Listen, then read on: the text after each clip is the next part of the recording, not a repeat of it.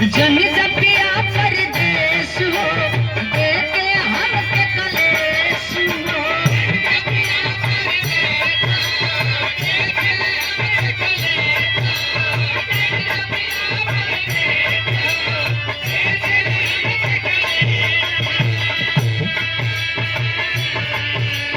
जन जपिया परदेश हो देते हमके कलेश हो। होठ के लाली कान के बाली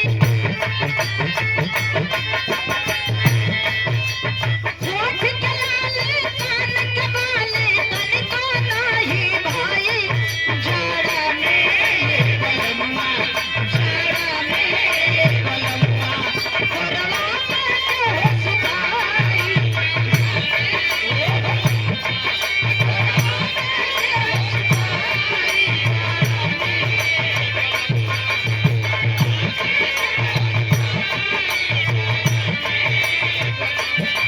जपिया परदेश हो देते हमके कलेश हो।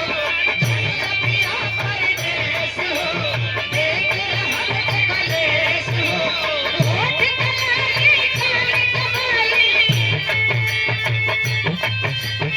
होठ के लाली कान के बाली तनिको नाही भाई जाड़ा में बलम्मा जाड़ा में बलम्मा हो सुखाई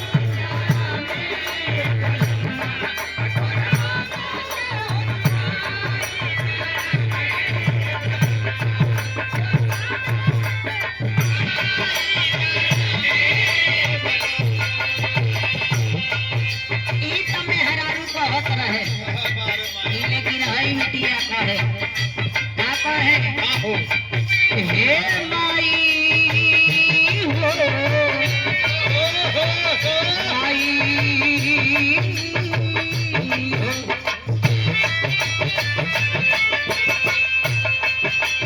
जे हमके जन्मावल हो बिरहा में फूल खिलावल हो।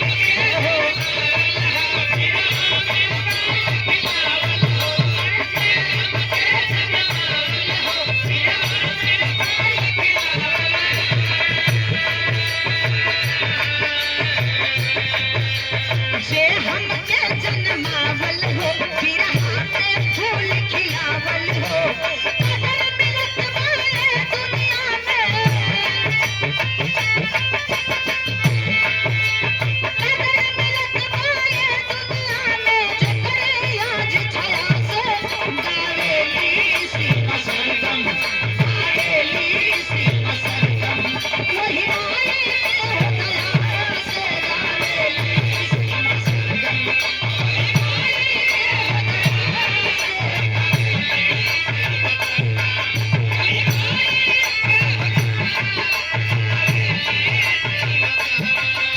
ए माई है दुनिया में ई तोहार दिन बा ए लिए लोग कहेला कि हर लोग जाय के अन्य देवी देवता के पूजा करेला लेकिन हई पगली अपना माई के पूजा करे। ए लिए अपने माई का पूजा करे कि दुनिया में बहुत से लोग प्यार करे वाला मिल जाई हन। कुछ लोग तो ऐसा मिल रही हन कि तोहरा खातिर जान दे दे। लेकिन सच्चाई है मेरे साथियों कि यदि कोई सच्चा प्रेम करने वाली इस दुनिया में होती है तो अपनी माँ होती है। यही लिए ई पगली अपनी माई की पूजा करे। इसके बात कर का है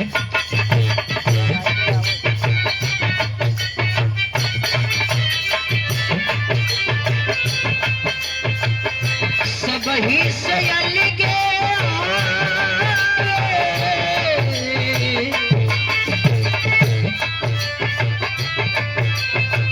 सबही से अलगे हमें माई वाला धरी सबही से अलगे हमें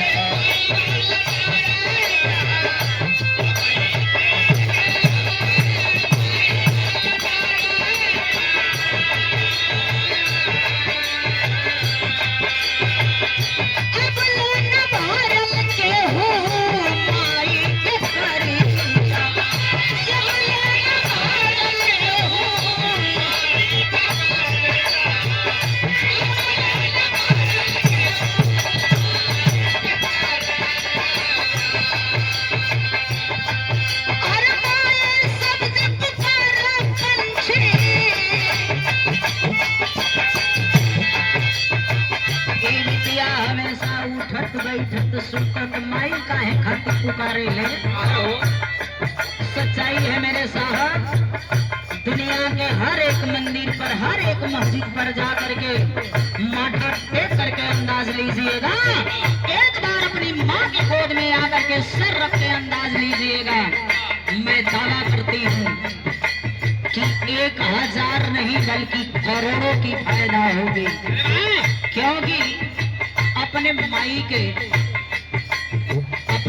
के बाबू के गोद में जन्नत मिलेला, चारों धाम मिलेला। इसलिए ये बिटिया बतावे हो का?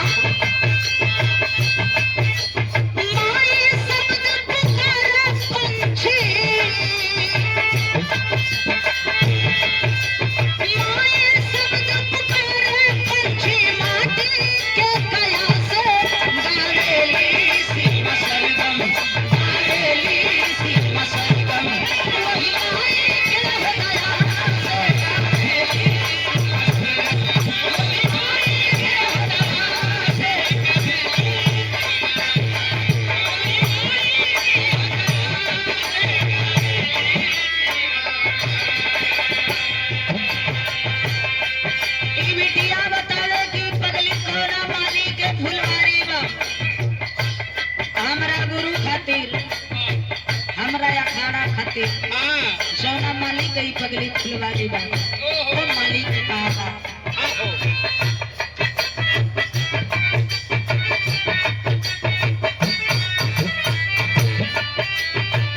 गुरु गणेश राम लाल,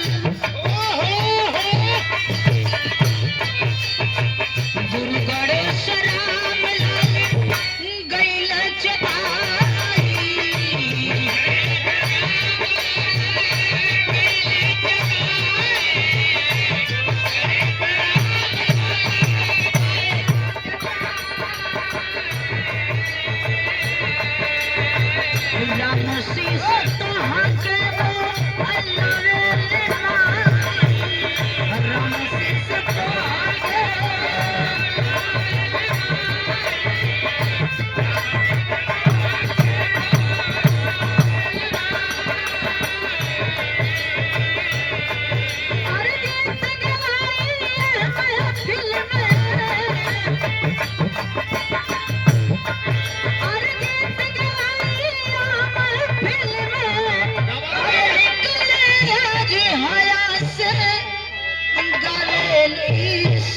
सरगम अरे गावेली सीमा सरगम, अरे वही